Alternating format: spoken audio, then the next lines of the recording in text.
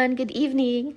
Welcome to the 8th session of the Professional Forester's Licensure Exam Free Review under the Upstep Review Caravan 2026. So I know we said last session was going to be our final wrap-up for the PFLE Free Review, but I feel like kulang pa tayo ng isa pang session to actually wrap it up. So here we are. Welcome ulit, our dear participants. We are very happy to have you join us this evening. But before we start, we would like to check in with everyone. So kindly type in the chat PFLE 2026 if you're taking the exam this year, or future RPF if you are preparing ahead. Again, PFLE 2026 if you're taking the exam this year, or future RPF if you are preparing ahead. Okay, so whether you will be taking the exam this year or sa mga susunod na taon, good luck po sa inyong preparations and hopefully ay ready nang makinig for tonight's lecture. But before we proceed, don't forget to register to our few review sessions to stay updated on upcoming topics. You may also enroll in our review programs for a more comprehensive and guided preparation. So meron po kaming online and meron ding self-paced review programs for you guys, and you may scan the QR code if you would like to join us. So for today's session, we will be learning about utilization of non-timber forest products. And now it is my pleasure to introduce our lecturer for tonight. She graduated cum laude from UPLB with a degree in Bachelor of Science in Forestry, major in Environmental Forestry. She is a watershed defender of the Masungi Geo-Reserve Foundation and the Asia Pacific representative of the Gain Forest Data Council. She is a group associate at the Asia Society for Social Improvement and Sustainable Transformation and won the Best Speaker Award at the Youth Learning Summit in Singapore and Malaysia. Without further ado, let's all welcome and give a virtual round of applause to Ms. Justin Joyce Bual. Hello po, good evening. The Best Speaker Award. Good evening. Learning Summit in Singapore and Malaysia. Without further ado, let's all welcome and give a... Okay, good evening, everyone. Okay, so before we begin, no, so I'd just like to do a final audio check on my end. If wala naman nagfi-feedback. Alright. Without further ado... Okay. So good day, everyone. Welcome to the profession. Okay. Before we begin, no, so I'd just like to do a final audio check on my end. If wala naman nagfi-feedback. One moment, please. Alright.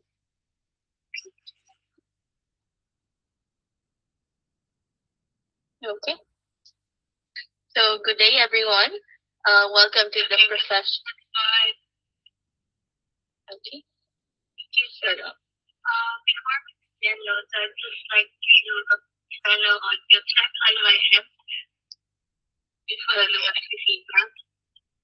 One moment, please. Alright.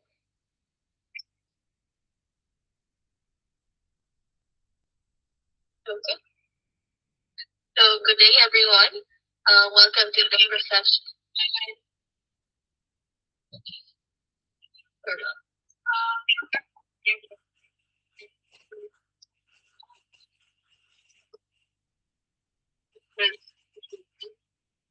One moment, please.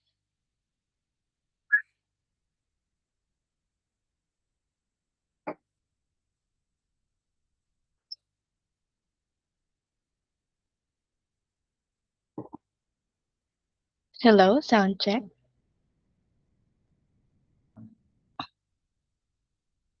Okay, cool. Okay, thank you so much for waiting, everyone. So again, good evening to everyone. Welcome to the Professional Foresters Licensure Examination Review Program of the Upstep Review Center.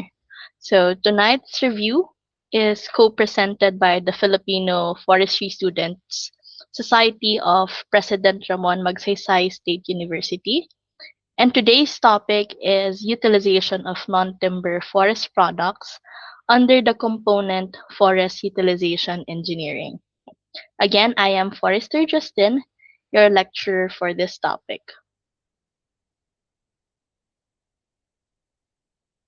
So, in this slide, you will see the outline of our lecture for today or for tonight. So, we'll be delving on these four subtopics of this lecture. So, we have the non-timber forest products. We'll do a recall on the processing and utilization of some common non-timber forest products. Third, we'll also discuss the economic and valuation of NTFPs, and of course, lastly is the issues and challenges that the utilization of NTFPs is currently facing in the case of the Philippines.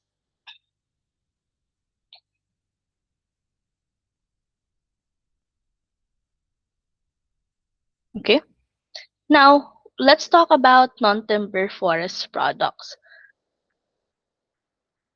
Let's do a recall on what we learned about NTFPs. Or NTFPs, or it stands for non-timber forest products. These are forest-derived products that excludes timber. So when we talk about NTFPs, think of anything that we get from the forest and agroforestry systems that is not timber. So this could be things that people can use, such as food, medicine, crafts, resins, and even oils. So these NTFPs are renewable biological resources that can be harvested repeatedly without killing the plants if done sustainably, right? And historically speaking, it used to be called as minor forest products because it the major forest products back then are timber, and then later on, experts and a lot of us as the economies evolve, we realize that these NTFPs are more than just minor forest products. They can uplift communities, they can bring value and representation even in the international stage. So now it's now called non-timber forest products to make it more accurate. Okay.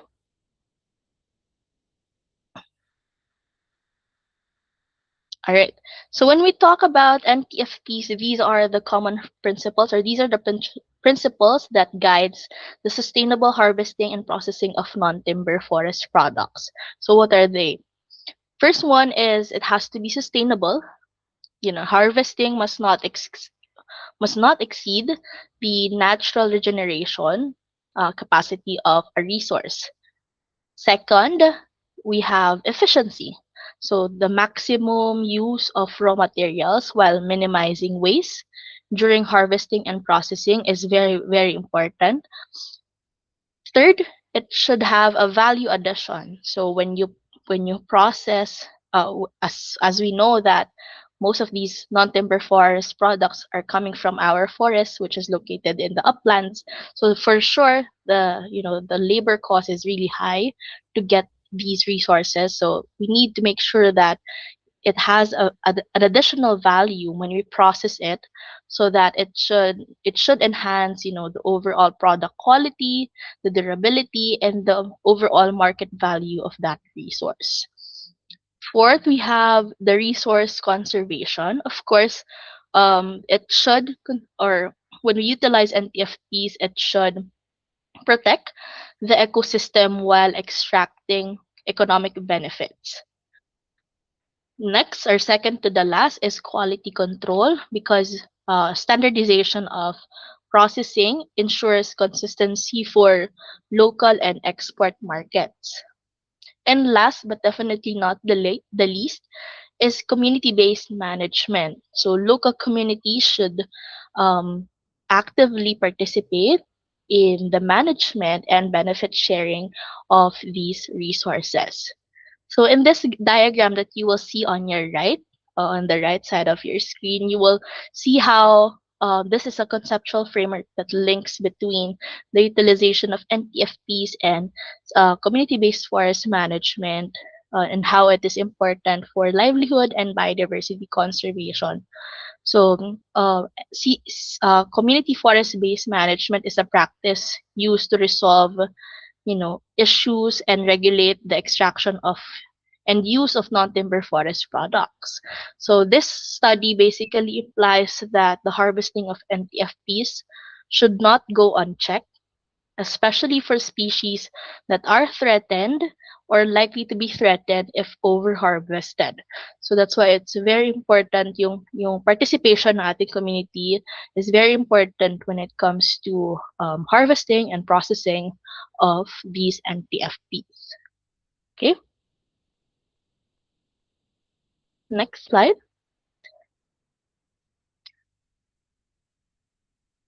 Okay, so for the next following slides, we'll go over to the most common NTFPs utilized here in the Philippines, and for the case of the for the case of the professional licensure exam, forester licensure examination. Kadalasan ito yung mga tanong na madalas lumalabas doon sa exam natin, no? So, for the NTFPs that we'll be talking about for tonight, we'll go over or recall or we'll do a recall for the rattan, bamboo, some of the common fibers and vine-based NTFPs, and lastly is yung extractives and dyes. Okay? So for our first NTFPs, let's recall ano nga ba yung rattan. Okay?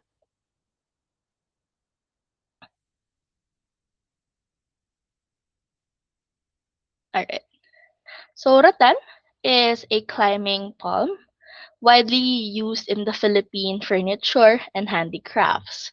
So the word rattan came from the Malayan word ratan, referring to climbing palms with scaly fruits. So in the Philippines, we have four genera of rattan, and Calamus is the one that has the highest number of species that can be found here in the Philippines. And then the other genera would also include Dimonorops and other and this other two. Okay, and then for the climbing organs, we need to remember these two key words, cirrus and flagellum. So the key difference for this one is for cirrus, this is a leaf tip climbing extension.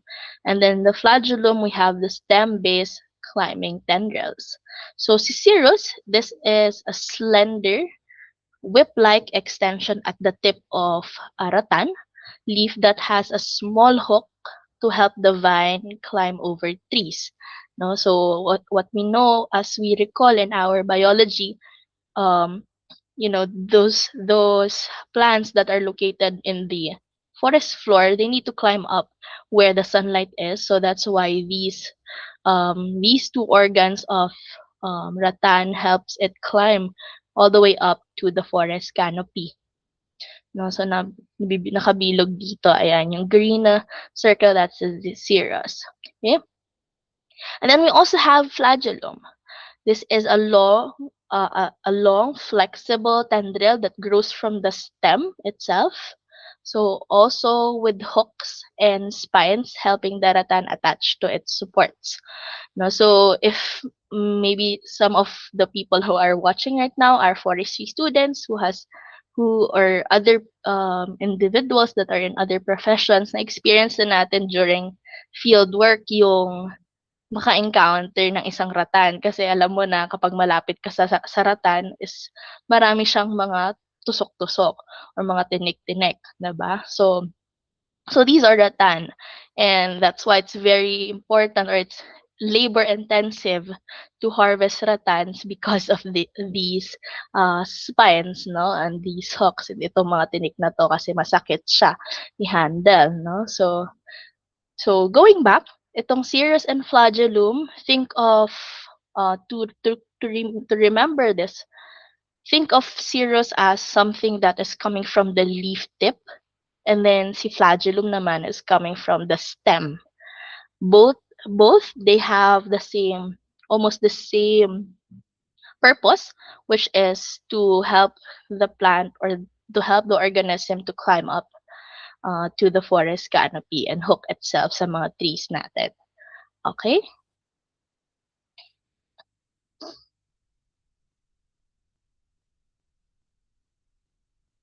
Next slide. Okay. So what you're seeing in your screen right now, these are the some of the Philippines commercial rattan species. So of course, rattan species differ in diameter, which affects their use and market value. So typically, yung thicker yung rattans that have thicker in diameter, so around greater than 5 centimeters, katulad ng mga palasan o kaya limugan. This is strong and ideal for furniture frames, no? Meanwhile, yung mga around medium diameter na which is around 2 to 5 centimeters, katulad ng tumalim at saka ditaan, this is used for smaller furnitures or weaving. And then, of course, yung mga thinner rattans natin na around less than 2 centimeter ang kanilang diameter when mature, no? Katulad ng sika, arurog, and rugman. This is very flexible and perfect or ideal for baskets, mats, and other craft weaving. No? So, I've included here yung mga species kung saan sila kasama, no? So, para maalala natin yung mga yon. Okay? So, when we buy rattan in markets, knowing the diameter of this and the species, of course, helps choose the right material for the product that you want to make. Okay, so if you want to make something a basket, if you want to make or if you want to make a basket, you need to choose those rattan species that has like a thinner diameter so that hindi siya labor intensive yung pag or mas efficient yung pag-process mo ng iyong raw material. Okay?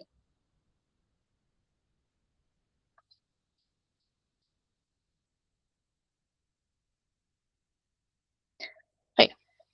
Now when it comes to rattan harvesting, so we need to keep in mind that improper harvesting age affects flexibility, strength, and commercial value, which I believe maybe many of you are familiar already, no? Kapag hindi natin nalalaman yung tamang pagkakataon kung kailan dapat i-harvest yung mga resources natin that can be found in the forest, no? It can affect yung cost to harvest these materials, no? It could increase the cost to harvest to harvest and process these materials.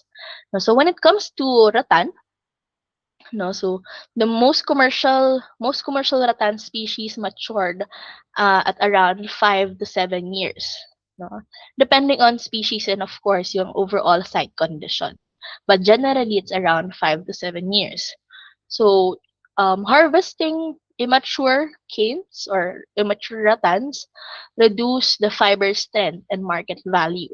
While over mature naman or cane na mga rattan becomes brittle and difficult to process already. So, mabilis siyang mabasag, mabilis siyang masira, no, while in transit. And kapag naman pinaprocess mo na siya, no, mas mabilis na siyang magkaroon pa ng mas maraming damage. So how do we know if nasa right time na to harvest these rattan, no? Of course, there's a presence of brown sheets already and then harden na yung outer part ng rattan. No, and of course, fewer na din yung spines niya kasi as a rattan matures, slowly natatanggal na yung kanyang mga spines on its own. Then of course, uniform na din yung kanyang diameter, no? And of course, yung maximum internode length niya has already reached yung kanyang pinaka limit, no? So that's why it's important yung proper timing ensures optimal flexibility and durability no harvesting natin ng rattan, no?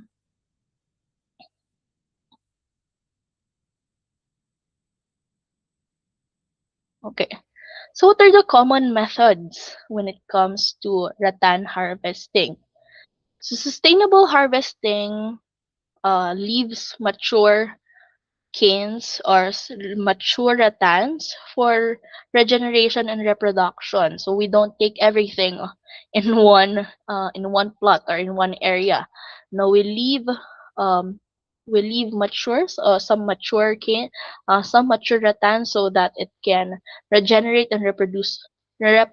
No, so these are the methods that is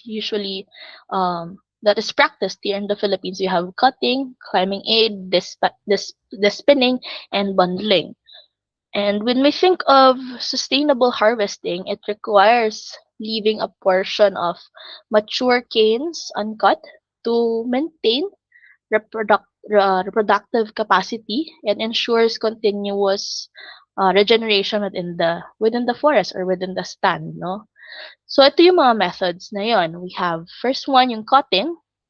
Of course, the cane is cut at the ground level, leaving the root system to allow regeneration. Okay? So, puputol ka lang ng at just enough length, and then you will leave the root system untouched, so that there's room for the rattan species to grow and reproduce. And then we also have climbing aid. So since rattan is a climbing palm, some of the workers or the harvesters would cut and pull down the canes using hooks and long poles to avoid damaging the plants. No, so of course, we need to be. I mean, kailangan lang natin ng maging careful when it comes to doing this method, because syempre there's a tendency na habang hinihila natin yung ating mga ratan is mapunta sa atin yung mga hooks or yung mga tinik-tinik ng ratan, no? So there's extra caution for doing this technique. And then we also have this spinning. So spines are in this method, spines are carefully removed in the field to facilitate bundling and transport.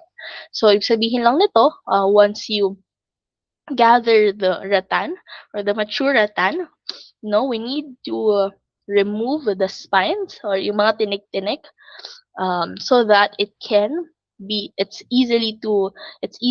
more easy to bundle them up or itali siya at i-transport siya pababa ng bundok at papunta doon sa processing area natin, diba? And lastly, yung bundling. Of course, yung harvest natin ng mga rattan, it is tied in uniform length for proper transport.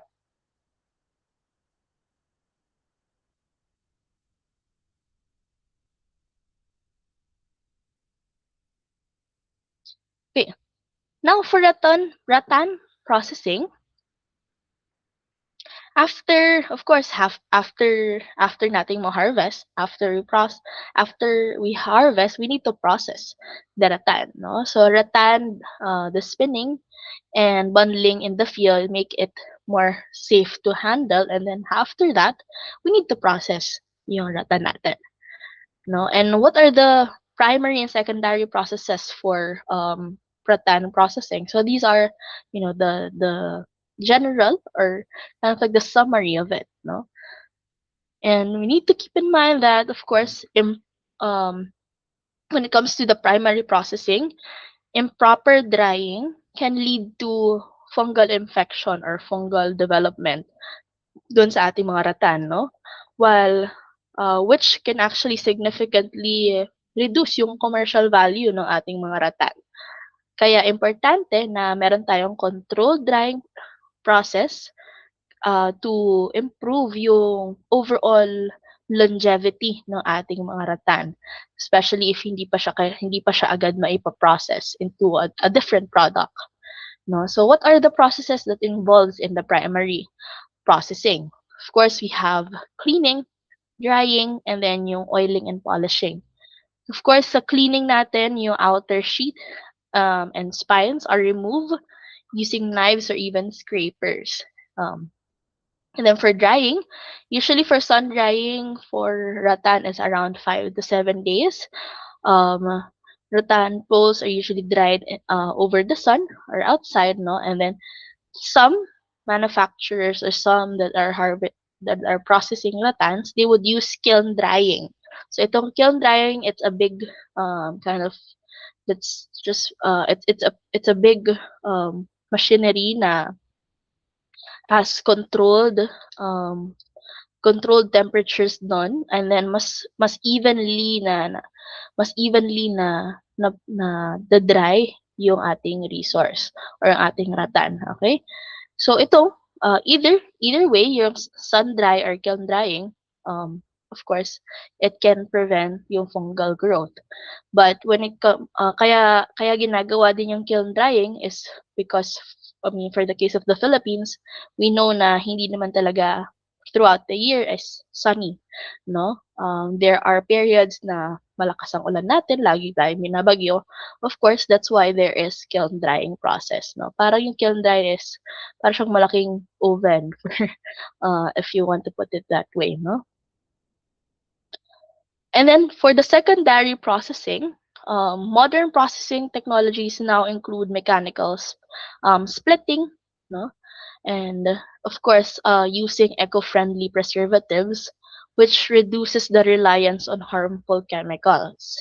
So what are these secondary processes? Of course, we need to split them to weave strips. So mas maninipis na mga strips or it depends on of course the secondary process depends on what kind of product are you planning to create with this rattan as your raw material, no? But generally we have to split them into strips, no? Especially yung mga larger diameter natin ng mga rattan, if especially if you want to create a product for furniture or any material that is for weaving. Okay. Then we also have chemical bleaching or because rattan poles or the rattans are exposed to certain chemicals to improve yung overall color and resistance niya to pests. And then we also have yung, of course, preservation. So we use preservatives and solutions to increase yung overall durability ng ating resource or ng ating rattan strips. Okay?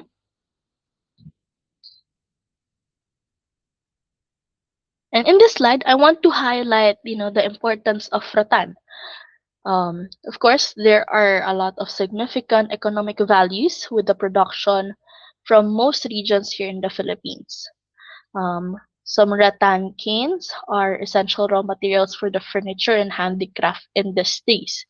So if you will see here, um, a very good example of this one is yung brand ni Kenneth Cobonpue. So he is a Cebu-based made rattan furniture creator, no? Um, but before we delve into, Kenneth Cobonpue's furnitures, I'd like to highlight, the other importance of rattan first. Of course, it is a raw material for furniture industry. Second, it supports the handicraft sector. Third is it generates foreign exchange. And lastly is of course it provides local employment and income, no? So bakit si Kenneth Cobonpue or yung brand na Kenneth Cobonpue yung aking highlight? Of course, it is, as I mentioned earlier, Cebu has become a major rattan furniture center in the Philippines. And the brand itself is, yung core identity niya is that they create luxury brand known for iconic and timeless indoor and outdoor furniture. Besides furnitures, they also create now lighting, home accessories that are inspired by nature and imagination, of course. When it comes to the craftsmanship and materials that the Kenneth Cobonpues brand is using, All of the pieces are handcrafted in Cebu and using sustainable materials designed for residential, outdoor, and even commercial contract projects, both in the Philippines and abroad. Um, of course, just some of the things, some of the global footprints na ni Kenneth Tocobonpue. The brand design was actually featured in films already and TV shows katulad ng Ocean's 13 and CSI. No? And lastly, just a few information who is Kenneth Cobonpue.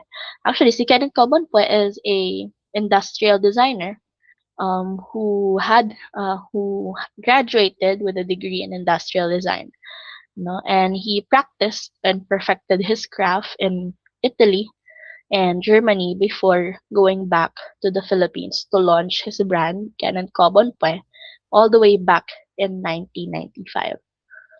So um, the Kenneth Cobonpue's brand has highlighted the Philippine resources in the most luxurious and creative way, that showcases how amazing our local craftsmen are. No? Okay, now moving forward to another non-timber forest product that is commonly utilized here in the Philippines, we have the bamboos or bamboo.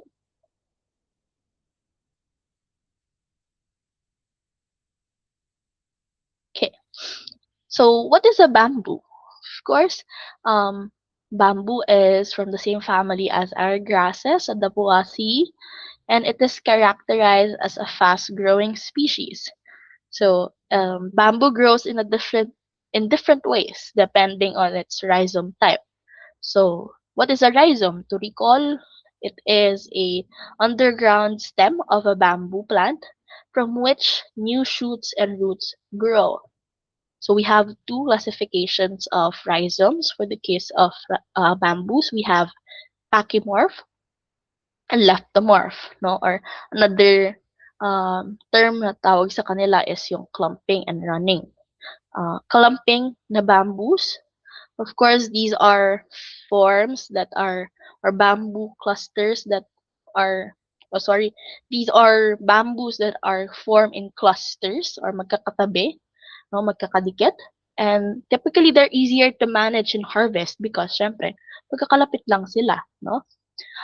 For the running type of bamboo, we have these are spreadly wide wildly spread, and typically for there are tendencies that it can be invasive, especially if hindi siya na-control, no?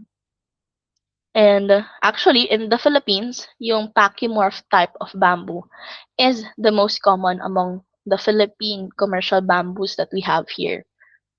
And for the bamboos, okay, we have to keep in mind that yung timing din the same with the rattan. We need to keep in mind yung timing din ng pag-harvest natin ng rattan and ng bamboo, and later on we'll discuss that even more. Okay, so what are the typical or the common Philippine bamboo species? Okay, so what you're seeing on your slide right now, these are the different bamboo species that serve different community needs, of course. No, but of course, there is when you enroll to URC, will be providing a manual to you, and doon mas extensive yung list of bamboo species na nakalagay doon. No, so okay, so in the one that you're seeing on your screen right now, these are just um, the most common ones, no, and of course we have kawayan tinik, buho, bolo.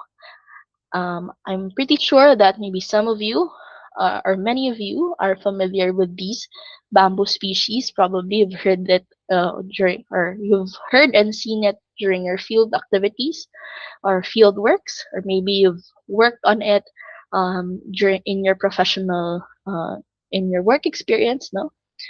So to recall, itong kawayan tinik, the main use of this one is for scaffolding and tools. Why? Because it is actually strong, an ideal for these kinds of use. We have buho, no? So this is ideal for weaving and fencing because it only has like a very thin wall, no, making it a more flexible species of bamboo. And then lastly, we have bolo. So this one is ideal for basketry and even food, like it's bamboo shoots, no? So nakakain yung kanyang bamboo shoot. So we need to remember that noticing the traits of a bamboo species like thickness, color, flexibility the helps identify the species for its proper use. Okay?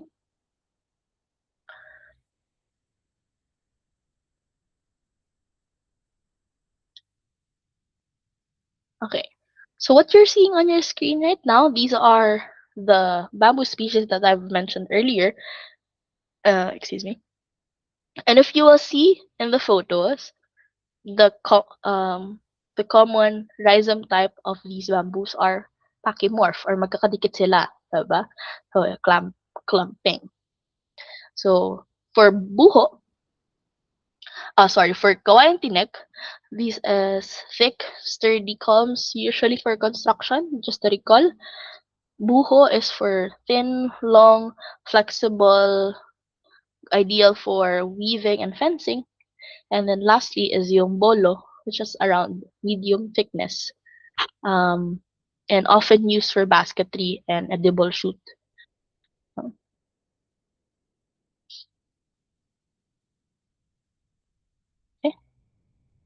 So what are the advantages when we use bamboo? So bamboo's ecological and economic importance is grows or comes hand in hand, no? Um, some of the advantages of using bamboo is, of course, it is a versatile material, highly versatile. It grows on various soil types and has a short harvesting cycle.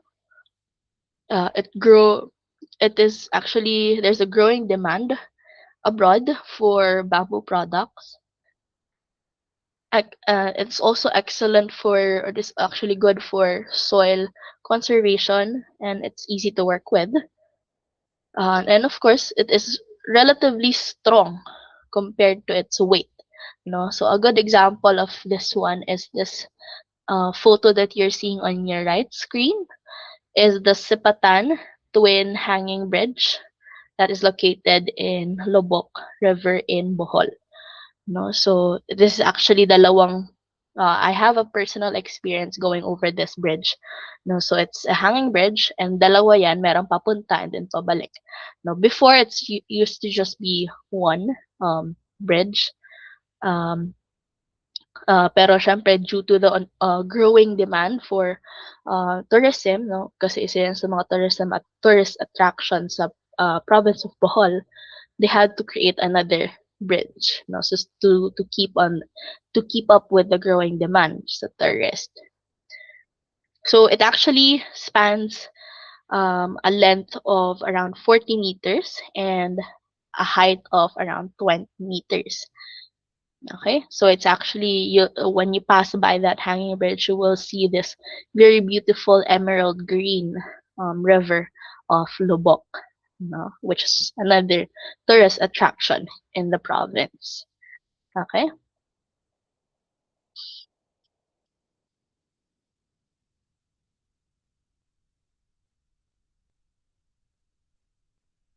okay. Now, let's go over to how do we know if a bamboo is already or considered as a mature bamboo. Of course, the bamboos must mature before harvest, of course. And typically that's around 3 to 5 years after planting for fast-growing species. No, so yung mature comes, they usually turn into a different color, no? Yung young culms kasi natin or yung young bamboos natin are bright green and yung mature culms natin or bamboos are turn into yellow or green or even a little bit brownish, or that has a white powdery coating. Yung para siyang may pulbos na puti, no, sa paligid ng bamboo natin. And then there's also presence of moss, lichens, and fungi upon maturity, no? So hindi. And then for the harvesting season sa bamboo natin, the ideal time to do that is during the dry months, no? Which in the case in the Philippines, medyo, I mean, around December to May, no? But now, because of the um, drastic changes of weather in the Philippines, talagang ang nagiging dry period na lang natin is around April, or intense dry period natin is around April to May, no? So, but in practice, it is the harvesting of our bamboos is done during the dry months. Why? Because that's the time that the because of the intense heat, yung starch content is already low, which reduces the susceptibility of ating borers and fungi, no, na posibleng magpababa ng quality ng ating mga bamboos. And as we know, if there is a improper maturity, or hinarvest natin at a wrong maturity stage, this could lead to weaker structural properties. And of course, mas mataas na yung chance na magkaroon ng pest infestation dun sa ating bamboo resource if we harvested it too young or too too old, no? So this could lead into lower value ng ating mature, ng ating bamboo. So the ideal time is around 3 to 5 years. Okay?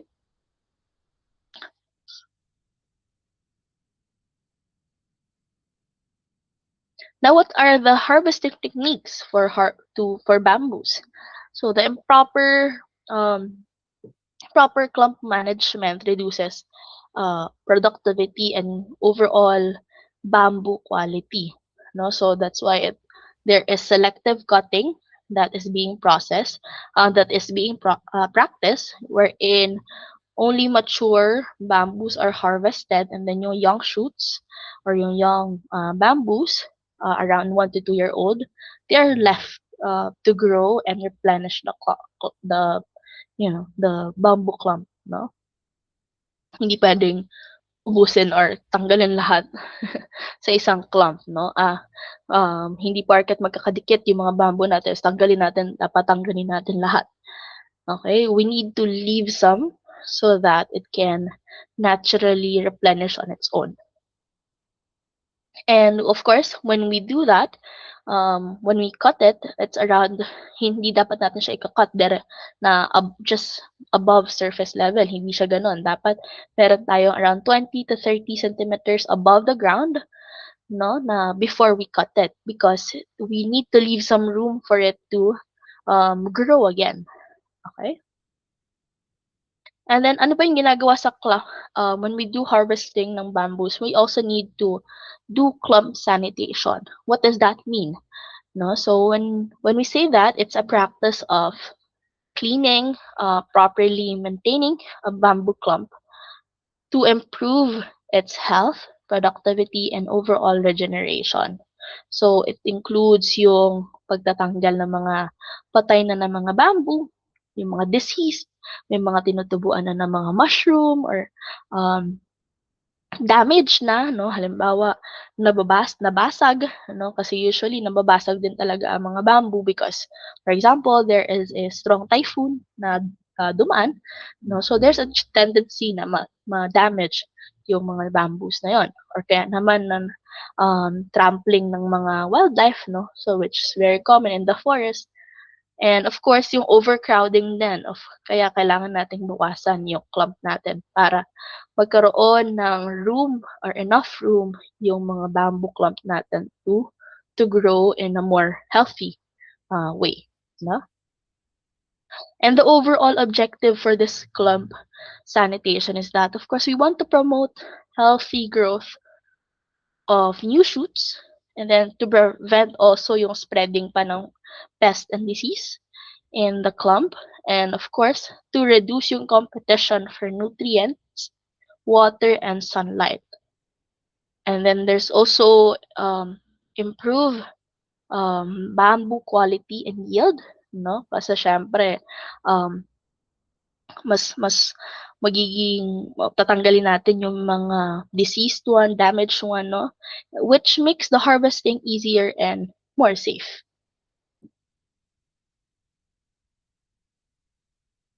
So what is the processing technique naman? So we have also yung primary and secondary techniques.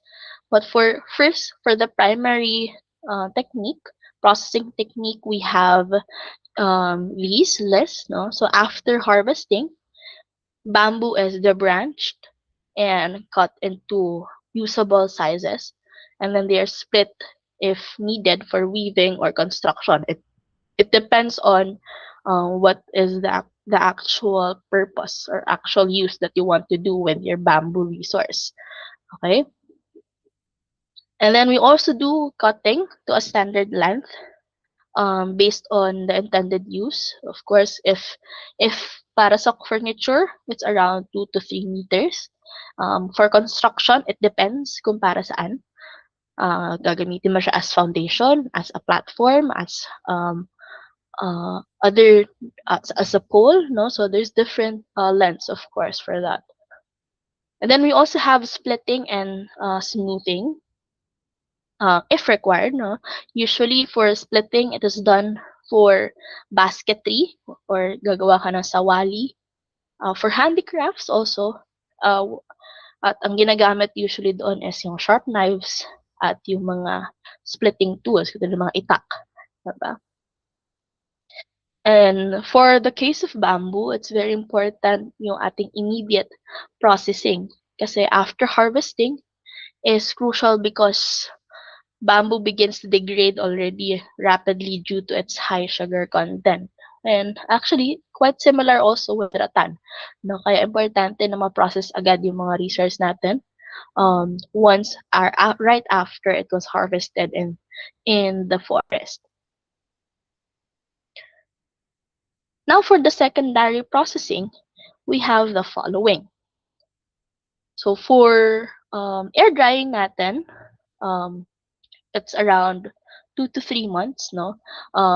Wherein yung mga bamboo natin are stacked horizontally under shade with good ventilation for about 2 to 3 months to reduce moisture content.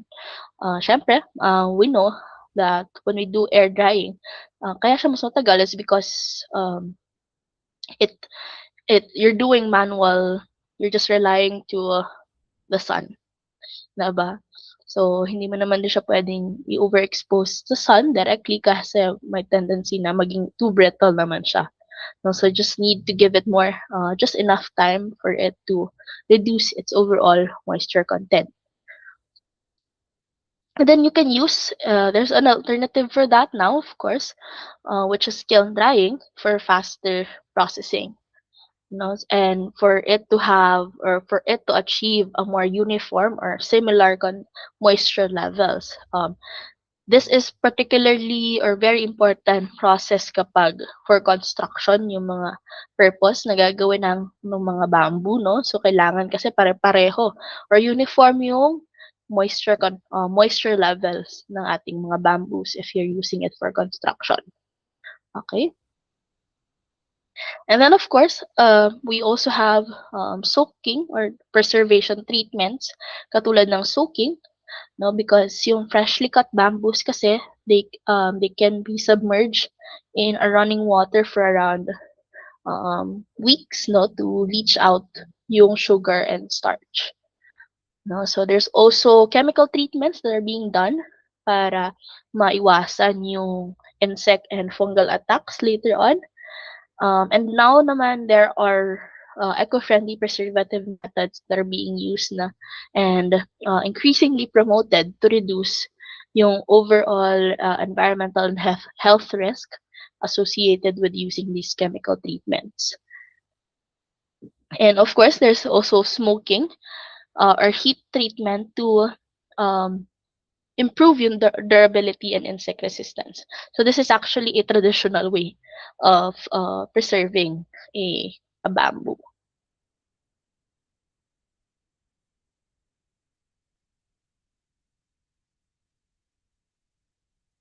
Okay. Now, for our another non-timber forest product is our fiber and vine based TFPs.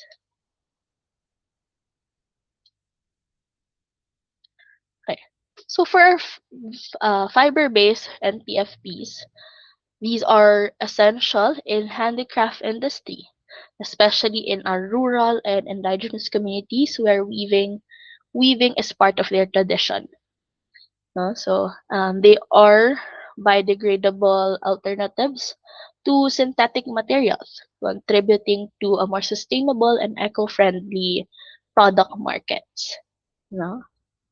So I think yung pinaka common na na NTFPs that we see probably sa ating mga during piyesta or pag makikikain tayo sa sa probinsya, no? Itong Nito plate na to. No? So this is actually considered as an NTFP, no? Which is parang ginagawa siyang liner for paper plates para hindi na maraming hugasin kapag maraming bisita sa bahay, 'di ba?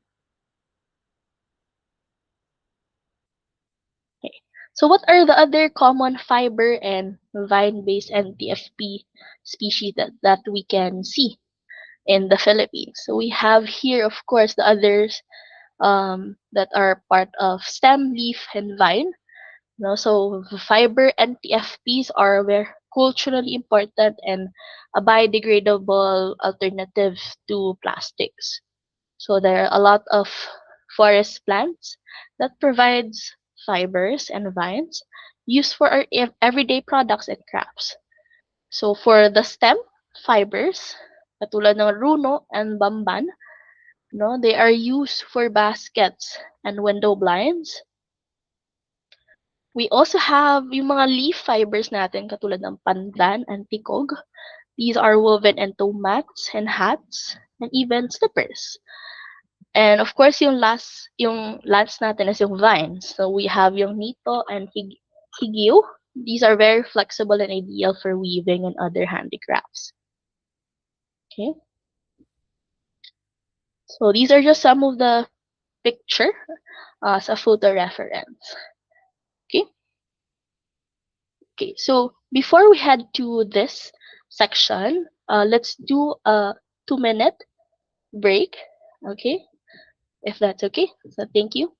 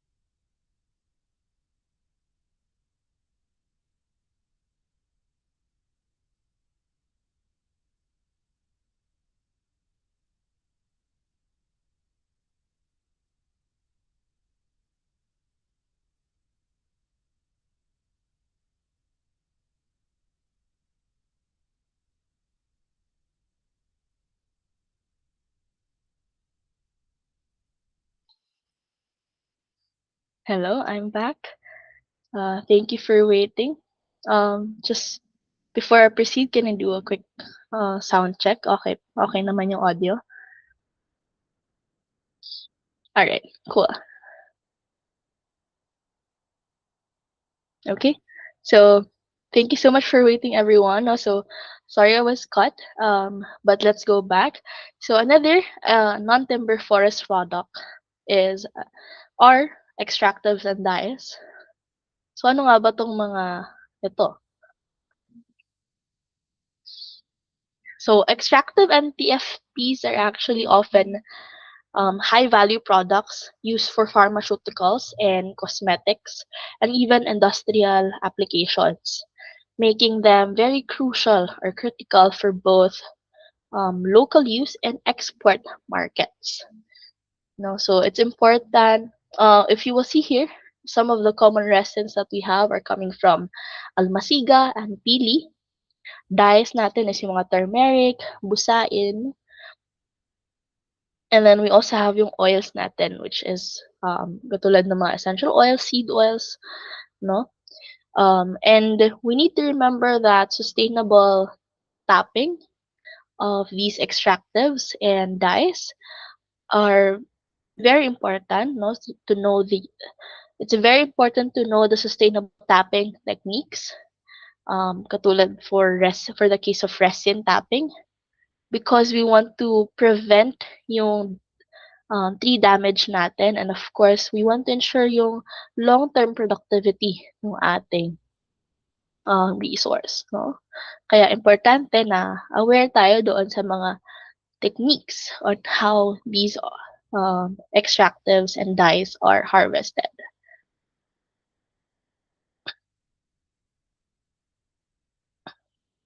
Okay, so these, what you're seeing on your screen right now, these are the notable commercial resins that is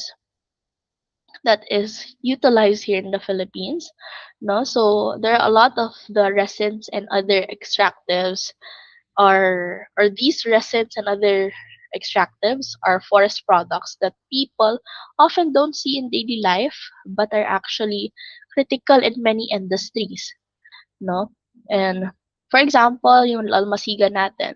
Almasiga resin, this is tapped from a living tree, and local harvesters collect it for very carefully so that the tree continues to grow, no? Kasi kapag napasobra ka ng tap or this could lead to the death of the tree. And anong tawag doon sa commercial resin ng almasiga? It is actually Manila Copal.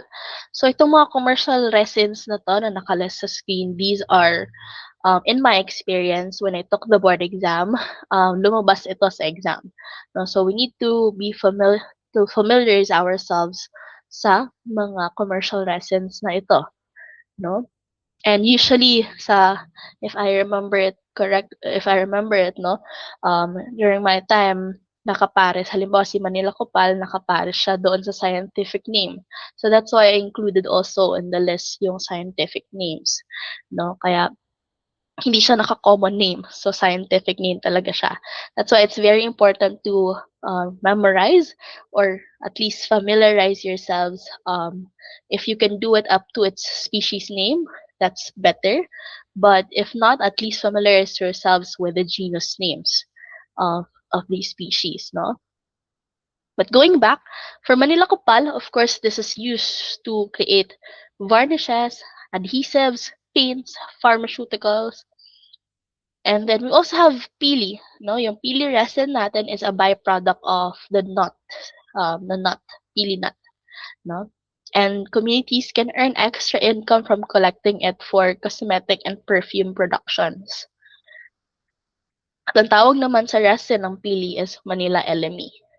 Okay? And then we also have the pterocarps and Philippine pines. So the pterocarps natin, ang tawag naman ng resin noon is balaw, no? This shows how, and then sa Philippine pines natin is naval stores. So for these species, it shows how traditional forest products can also feed industrial uses like lacquer coating and turpentine.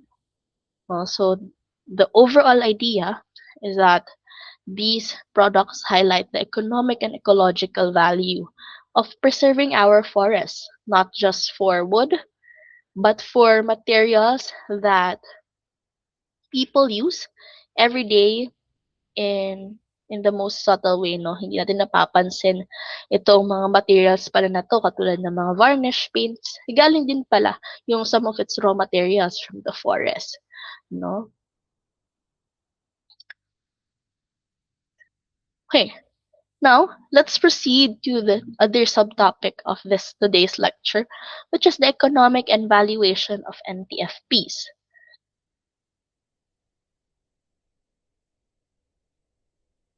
Okay, now so as we know, NTFPs are not just forest products. They are essential for daily life and livelihood. NTFPs reduce our dependency sa mga single source of livelihood, and a lot of families in the upland areas rely on NTFPs as a source for food, medicine, and even yung fast cash, no? Essentially, essentially if their crops fail or agricultural crops fail, or kapag lean season ng kanilang mga agricultural crops, they rely to our NTFPs or to the NTFPs. Okay? And of course, as we know, yung sa BFM, yung relation niya sa NTFPs is that it allows people to harvest and process NTFPs sustainably, keeping the forest healthy and while having an alternative source of income for the local communities. No? So if we're seeing here in the right side of your screen, I believe some of you already familiar with this concept, yung ecosystem services natin, no? Since um, NTFPs are tied to cultural heritage and even yung ating supporting and provisioning and regulating, these are actually related to NTFPs, no?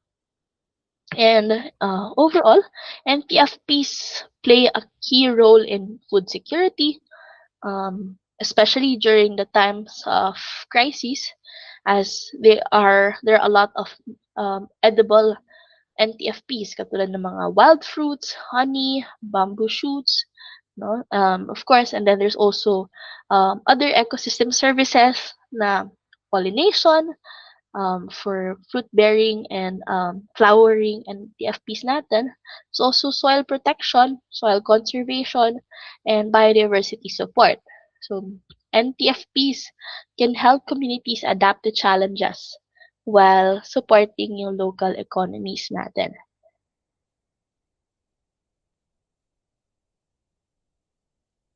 Okay? Now, when it comes to the valuation of NTFPs, assigning value to NTFPs help communities and policymakers understand their true economic importance. If you remember before, if you, as I meant, if you recall in the earlier part of our in the introduction of our lecture, you will know there that, or I've mentioned that before ang tawag sa mga NTFPs ay minor forest products, no? And then later on, experts and policymakers realized that there's more there's more there's more in the forest besides timber, and that those are the NTFPs or the non-timber forest products, no? Kaya, and nalaman yun because of different valuation techniques, no? Dun na realize ng markets, ng economies and policy makers na, okay, marami pa palang pwedeng ibigay or offer yung ating forest. So we cannot just call it like a minor forest product anymore because that's inaccurate. Okay? So the most accurate term for it is now non-timber forest products, or any products or forest-derived products, and that excludes yung timber natin. So how do we verify yung value ng NTFPs? Of course, there are a lot of techniques that you will learn if you join our review program for forestry licensure, no? We'll delve into all of these valuation techniques, and even in the other topics and courses that are part of our review program. No, so you'll be able to immerse yourself in these valuation techniques. But for tonight's lecture or for today's lecture, these are some of the techniques. We have yung market price method, wherein we use actual selling prices, like how much rattan or bamboo furniture sells in the local markets. And then we also have yung contingent valuation method, wherein it relies on or it measures the willingness to pay of consumers, which estimates this estimates the people what people are willing to pay to protect or conserve yung ating NTFPs, even if they don't buy them regularly. And then we also have yung replacement cost and benefit transfer. So this looks at how much it would cost to replace a product or uses values from similar areas to estimate benefits. Okay? And um, I believe this is the last subtopic for this lecture. We have yung issues and challenges of NTFPs. No, so of course, Mhm. Okay. Now for the issues and challenges, of course, as we know, in the Philippines, there are a lot of challenges, environmental challenges that we are currently facing, that we have been facing for a long time. And for the case of NTFPs and NTFPs utilization, these are the common challenges. We have over harvesting, wherein there are too many, for example, there are too many rattan vines, bamboos, um, that are harvested, which could damage the overall forest productivity and reduce yung future supply natin, diba? Which could lead to the loss of source of livelihood. And then there's also informal markets, wherein there are a lot of many NFPs are sold locally without proper regulation. So producers may not get fair prices. Yung producers o yung mga harvesters natin, no? And then there's also bureaucratic permit systems, wherein yung mga legal requirements can be a little bit confusing, restrictive, or duplicative, making it harder for smaller or for small communities to sell their products, to formally sell their products, no? And there's also climate change impacts. Yung extreme weather conditions natin, um, droughts, flooding, affects the overall growth and availability of NTFPs, which threatens, of course, yung ating livelihood and yung overall health ng ating forest. Then there's lastly is yung limited technical and financing capabilities. Limited technical capacities of communities in value adding or marketing, you know. And then there's also lack of access to technologies, and then of course new machineries, diba? Para mas mabilis ma-process yung mga materials. No, that's why it's very important that we do capacity building programs, um, increase the access to microfinance, and of course, technology transfer are essential tools and programs to improve your productivity and competitiveness ng ating mga small and local NTFP enterprises.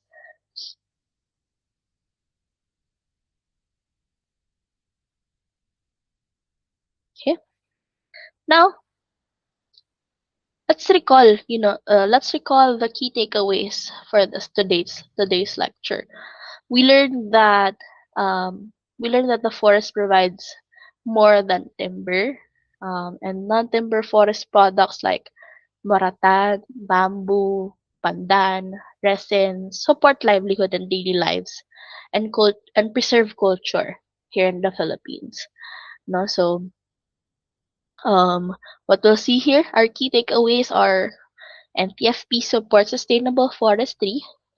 We also have it is very important for livelihood and biodiversity. The processing increases its overall economic value, and sustainability is one of the most important principles to ensure the long-term productivity of our NTFPs. And NTFPs combine ecology, econom it combines ecology, economics, utilization, and conservation into one major forestry discipline. No, so by emphasizing that NTFPs combine all of these, it's important. We need to remember that even the smallest forest products can have a big impact on our on the people and to our planet. No? So that is the end of our lecture for tonight. But we will be proceeding, or for the next part, we will do a practice question. No, so okay, di pa tayo tapos. So don't go yet. But for the case of or for the context of everybody watching this live, now what we practice or what we do in our review program for foresters licensure exam is that we also conduct practice questions, practice exam, practice tests, practice quizzes, um, and wherein we provide questions that are board exam like, no, and we we give them time to answer it, and then we'll explain or we'll show the correct answer and explain why that we arrive or how we arrived to that answer. Okay, so ganun yung nagiging practice. Yun yung practice question, and I'll show you three questions for tonight, no, and for the interest of time we'll do a three question practice. Okay?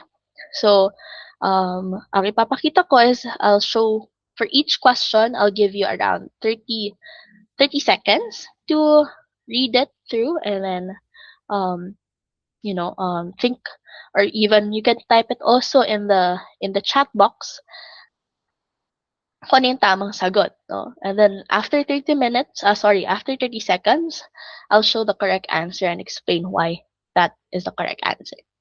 Okay? So sana ready na ang lahat. Okay? So for our first question, okay.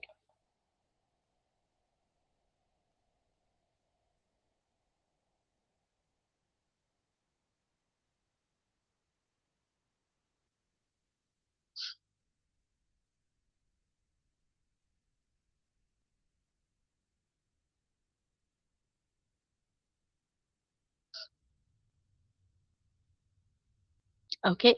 Time is up. But before I proceed to the next question, let me read it. Which rattan organ is specialized in climbing and attachment? Is it A, rhizome, B, flagellum, C, leaf sheath, or D, petiole? So the correct answer is,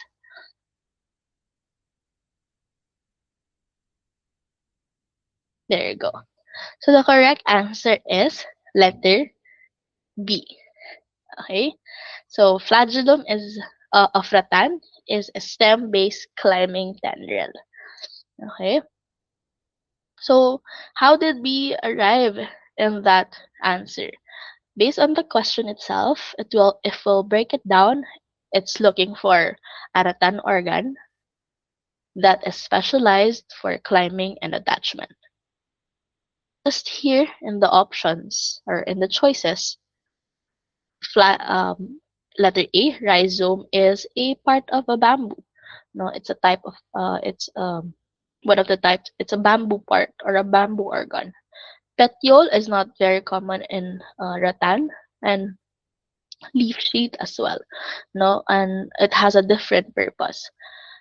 So when we think of climbing, of course, this is the most or the most obvious answer is the flagellum. So if you recall, itong flagellum, this is a long, um, flexible tendril that grows from the stem itself of the rattan.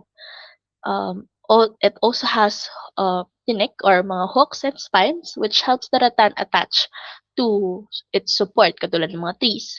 Okay? Okay. So ready na for the next question? Okay. For our next question,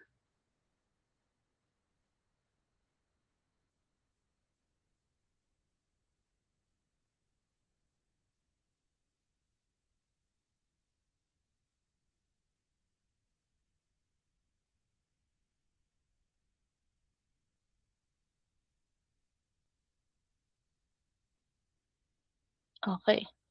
Parang hindi yata nagpapakita yung timer on your end. Let me just go over again. Sige, wait lang ha. Okay. Okay, na-spoil na kayo doon sa question. Okay. Ayan.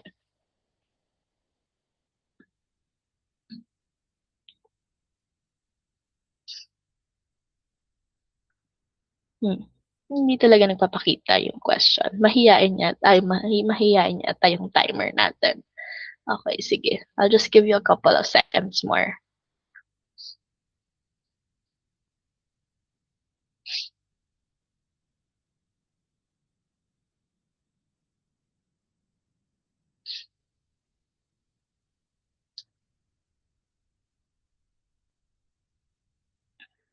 Okay? So, allow me to read the question. In a mountain barangay of Palawan, elders demonstrated resin tapping from tall conifers used to produce Manila Kopal for varnish and incense. A, student mistakenly identified the tree as alawan, while another thought it was rattan. Which species is the actual resin source? Letter A, Shorea contorta. Letter B, Calamus merili. Letter C, Dendrocalamus asper. Or letter D, it's none of the above. So, medyo tricky kasi merong mga scientific names. And usually, sa board exam, ganyan ang itsura ng mga choices. No? So, scientific names, and usually there's a none of the above or all of the above na mga options. Okay? So, let me show the correct answer. Okay. The correct answer is none of the above. The true source is Almasiga, which is Aganthis philippinensis. Okay? Ano yung mga clues natin? Of course, it's resin tapping. There's a process of resin tapping, and it's from a tall conifer used to produce Manila Kopal. No? So, obviously, yung Manila Kopal, that's the commercial resin name of our Almasiga, no? Or yung resin coming from Almasiga. Kaya, ang sagot ay none of the above. Okay? Yung true source natin is Almasiga, and not Lawan, yung Sharia.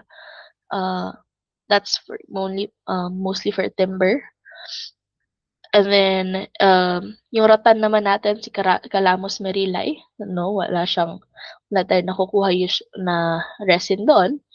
And then yung bamboo, itong Dendrocalamus asper, that is a scientific name of a bamboo species, no? And then, which is usually hindi siya source ng resin, obviously. So, this tree or Almasiga, this tree grows in upland or mountain forest that is traditionally tapped for Manila Kopal.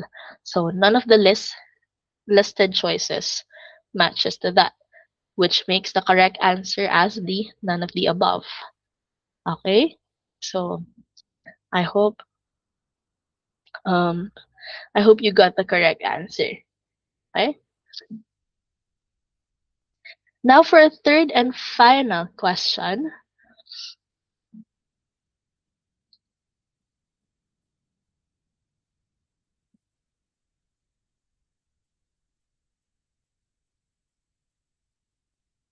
Ayan, I think nawawala sa screen niyo yung timer, no? So apologies on that, but I'll just give you a couple of seconds to read the question and find your answers.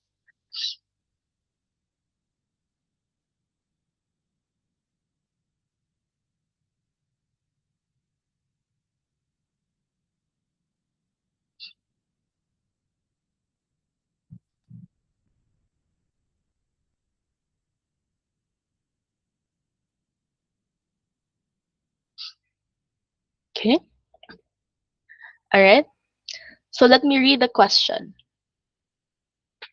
Which upland bamboo is traditionally used for light baskets, fish traps, and weaving because of its thin-walled columns? Is it A, Dendrocalamus asper, letter B, uh, and then letter C, is it Bambusa blumeiana? Letter D, is it Calamus merrill? And the correct answer is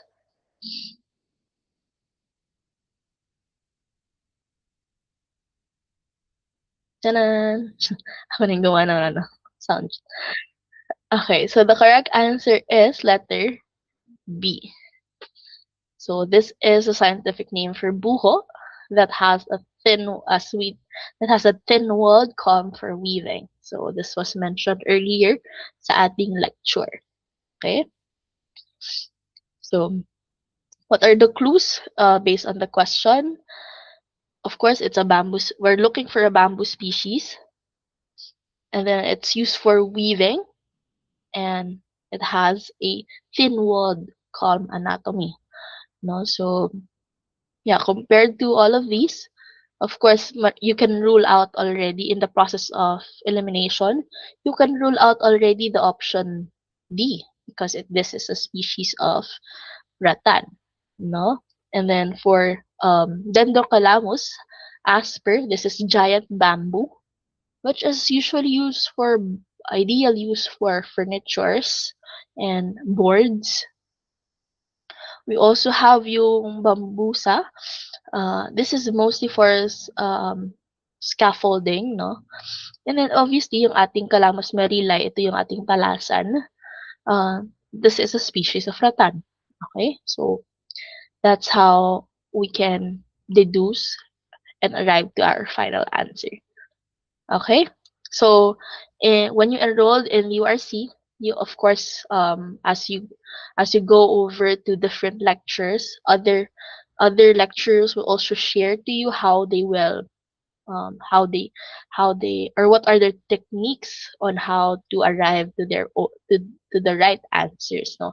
But for my case, of course, there's also process of deductions and logic, and also familiarize yourselves with the names and the uses of these scientific or this species. Okay, so some of the now before we end the lecture, I'd like to use this time to just share, some of the board exam tips for everyone. No, so of course, number one is that we always check the units for numerical questions. No, I know that in this lecture there's not much computation, no, but usually in my experience in the board exam, no, of course there are some computations, but for these computations, usually you can do it manually as long as you know that it is on the right unit. Okay? You cannot add, multiply, divide units without properly converting them into the right unit. Kasi usually yung mga wrong answers are distractions while with wrong unit conversions. So, wag niyong kakalimutan or wag niyong kakalimutan na i-double check if yung mga ina-add, binimultiply, dinidivide niyo ng mga questions is tama yung inyong unit of conversion. Okay? Yung second natin is remember scientific names, which as I mentioned earlier already, how important it is. Most of the questions or most of the options that are included in the board exam are scientific names, no? Very rare yung common names yung ginagamit kasi syempre to avoid confusion, no? But usually it's in scientific names or kung hindi man scientific so it so it's very important that you know up to its species level. But if you cannot, just familiarize yourselves with the genus names. And I know maybe a lot of you during your undergrad, you've memorized a lot of a lot of scientific names for sure. Um, to the point na pwede na kayong maging Latin speaker. No, I'm just kidding. But yeah, so it's very important to familiarize yourselves with the common plants and species that are utilized, processed, and harvested here in the Philippines. No? And third and final one, I think a lot of people are still forgetting this one, is that to stay calm during difficult items or on the difficult items. So focus on accuracy in the questions that you know. Of course, I mean, during the time that I took the board exam, it's around 100 items per component, no, and you have plenty of time to answer all of it, no. So just focus on your first scheme or first few minutes. Just focus on answering the questions that you already know and you're familiar with, no, and just skip those na medyo complicated, masyadong mahaba yung question, medyo magulo, no, which is it's really intended to be there para para yanigin kayo, no. So wag kayo magpapatalo sa ganon. So just stay calm when answering all of these difficult questions, and just once you're done answering dun sa mga questions na sigurado kayo, then go back to those skipped questions and take some time to really think kung ano yung tamang sagot.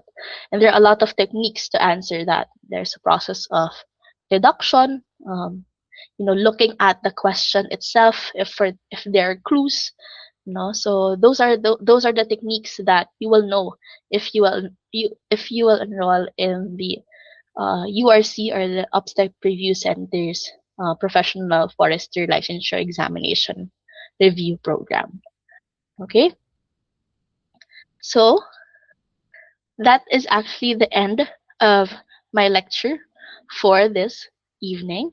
Thank you so much again for listening to my topic on utilization of non-timber forest products under the component of forest utilization engineering. And I'd also like to thank our co-presenter for tonight, which is the Filipino Forestry Students Society of President Ramon Magsaysay State University.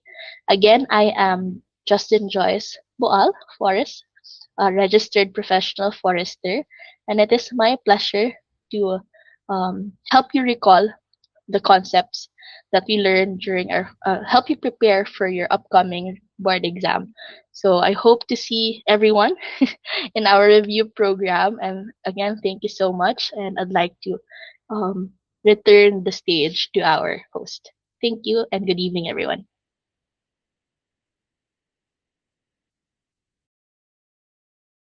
Ayan, so thank you very much, Forester Justin Bual, for the very informative and engaging lecture. And of course, thank you to our participants for joining us this evening sa ating 8th PFLE free review session. So again, if you would like to continue learning with us at URC, you may enroll in our review programs for the PFLE 2026. So, pwede po kayong mamili kung online or self-paced ang inyong review program. Lastly, please send us some feedback on how we can improve our program by scanning the QR code flashed on your screens. Yun lang po. Thank you everyone and good luck sa ating future registered professional foresters. Bye everyone!